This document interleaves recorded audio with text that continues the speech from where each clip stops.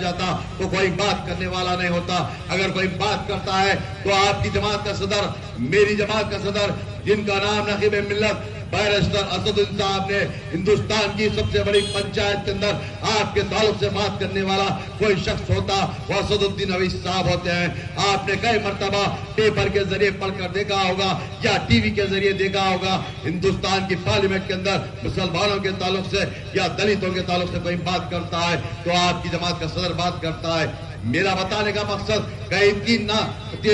تین طلاق کے نام پر شریعت کے اندر مداخلت یا میرے نبی محمد مصطفیٰ صلی اللہ علیہ وسلم کی گستاخی کے نام پر کبھی یہ تمام کے تمام یہ دلال کبھی بات کرتے ہیں تو کوئی آواز اٹھانے والا نہیں ہوتا, مگر آواز اٹھاتی ہے شخصیت, وہ آپ کی جماعت کا صدر, میری جماعت کا صدر اٹھاتا ہے. آپ نے دیکھا ہوگا سال کے 12 مہینے کے اندر حیدرآباد کے اندر 1 مہینہ رہتے ہوں گے, کبھی ہندوستان کے ہر ریاست کے اندر پہنچنے والا یا ہندوستان کی ہر ریاست کے اسٹیٹ کے اندر پہنچنے والا کوئی جماعت کا صدر ہے تو آپ کی جماعت, میری جماعت کا صدر پہنچتا ہے. میرا بتانے کا مقصد کبھی راجستھان میں نظر آتے ہیں, کبھی اتر پردیش میں نظر آتے ہیں, کبھی دلی کے اندر نظر آتے ہیں, کبھی کرناٹک کے اندر نظر آتے ہیں, کبھی مہاراشٹر کے اندر نظر آتے ہیں. ان کا مقصد, صدر محترم کا مقصد یہی ہے کہ آپ کو مجھ کو متحد کرنا, ایک پلیٹ فارم پر لانے کا ان کا مقصد ہے. مگر آپ تمام کو غور کرنا ہوگا کیونکہ ہندوستان کے 2014 سے لے کر آج کی تاریخ تک یہ بھارتیہ جنتا پارٹی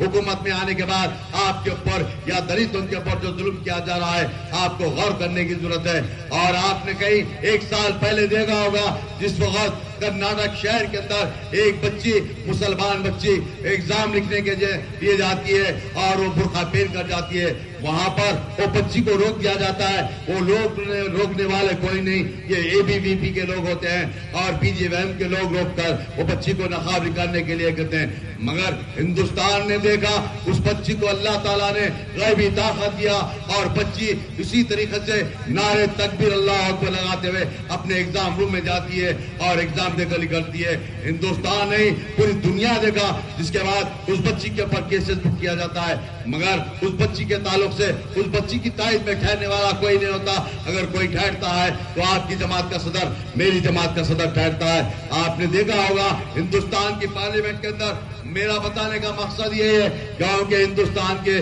مہاراشٹر ریاست کے اندر آپ کی جماعت, میری جماعت اور شہر ناندیڑ کے اندر کوئی پہلی مرتبہ یہاں پر نہیں آئی. انشاءاللہ پہلے سابقہ میں بھی یہاں پر نگر سیوک تھے, انشاءاللہ آنے والے یہاں کے نگر سیوک کے اندر انشاءاللہ مجلس کے نگر سیوک بنیں گے. اور اس شہر ناندیڑ ساؤتھ کے اندر جو آپ کا امیدوار, میرا پارٹی کا امیدوار آج سید معین کی شکل میں آپ کے درمیان میں آ کر ووٹ مانگ رہا ہے, اور سید معین کو نہیں آپ دیکھنا ہوگا, مجلس کے تعاون کو دیکھنا ہوگا, آپ کو دیکھنا ہوگا اسدالدین اویسی صاحب کے چہروں کو دیکھنا ہوگا, آپ کو دیکھنا ہوگا حبیب ملت اکبر الدین اویسی صاحب کے چہروں کو دیکھنا ہوگا. ان تمام دونوں بھائیوں کے چہروں کو دیکھ کر, جماعت کو دیکھ کر آپ کو ووٹ دینا ہوگا, جس کے بعد آپ کا امیدوار کامیاب ہوگا. میرا بتانے کا مقصد یہ ہے مجلس سے جو جڑتے ہیں اور ان کا چہرہ نہیں جماعت کی اور جماعت کے صدر کا چہرہ دیکھ کر مجلس کو ووٹ ڈالا جاتا ہے. میں آپ تمام سے اپیل کرتا ہوں کہ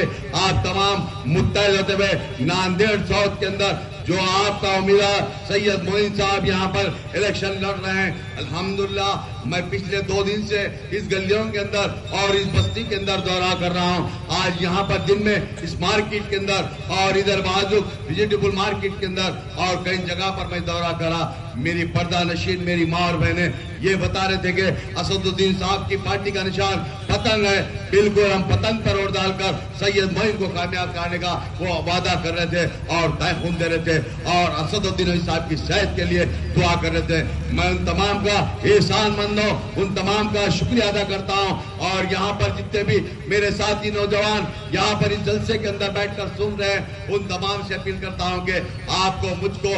20 تاریخ تک اسی طریقے سے متحد ہوتے ہوئے آپ کی جماعت کے حق میں اور آپ کی جماعت کے مرتبے کے لیے اور آپ کی جماعت کی کامیابی کے لیے رات دن محنت کرنا ہوگا. کیونکہ ابھی الیکشن شروع ہو چکا, آپ کے درمیان میں چند پیسوں پر بکنے والے اس کانگریس کے دلال آئیں گے اور سماجوادی کے آئیں گے اور بہوجن سماج کے آئیں گے یا راشٹروادی کے آئیں گے یا بھارتیہ جنتا پارٹی کے دلال آئیں گے. ان کے باتوں کو گمراہ مت ہو, کیونکہ آج سے जिस वक्त हिंदुस्तान आजाद हुआ उसके बाद 60 साल तक इस कांग्रेस के लोग की गुलामी करते गए, मगर मुसलमानों का कोई फायदा नहीं हुआ। अगर मुसलमानों का नुकसान किया गया, आपकी बाबरी मस्जिद को शहीद करने वाली इसी कांग्रेस की पार्टी थी, आपके मसाजिद को शहीद करने वाली इसी कांग्रेस की पार्टी थी। एक ही सिक्के के दो, भारतीय जनता पार्टी हो या कांग्रेस पार्टी हो, एक ही सिक्के के दो रुख है। मैं आप तमाम से गुजारिश करता हूं कि आप तमाम को मुझको मुत्तहद होते हुए शहर नांदेड़ साउथ के अंदर भारी अक्सरियत से पोलिंग कराइए और सैयद मोइन साहब को कामयाब कराइए। सैयद मोइन साहब कोई औरंगाबाद का नहीं, या मुंबई का नहीं, या पुणे का नहीं, या शोलापुर का नहीं, या लातूर का नहीं, आपकी गलियों में बसने वाला, आपके साथ में रहने वाला, आपके रात दिन में अच्छे बुरे में रहने वाला सैयद मोइन आपकी जमात का उम्मीदवार बनकर आया हुआ है। आपका यही दस्तूर बनता है, आपका एक हिंद की ओर सैयद मोइन के नाम से वोट देकर भारी अक्सरियत से कामयाब कराना होगा। आपको मैं अपील करता हूं कि फिर एक मर्तबा मेरी पर्दा नशीन मेरी माँ और बहनों से अपील करता हूं कि 20 तारीख के दिन सुबह उठकर फजर की नमाज अदा करिए और नमाज अदा कर कर आपकी जमात की कामयाबी के लिए और आपकी जमात मेरी जमात के सदर की सेहत के लिए और जमात की कामयाबी के लिए दुआ कर कर अपने पोलिंग स्टेशन पर जाकर आपकी जमात का इम्तियाजी निशान पतंग है, पतंग के निशान पर भारी अक्सरियत से वोट डालकर आप अपने अहले खानदान को बोलिए और आपके दोस्त को, आपके अड़ोस पड़ोस को ये बताइए कि अपने पोलिंग बूथ पर जाकर आपकी जमात के इम्तियाजी निशान पतंग कर वोट डालकर सैयद मोइन साहब को और मजलिस के उम्मीदवार को कामयाब कराने के लिए ये बताइए। मैं यहाँ पर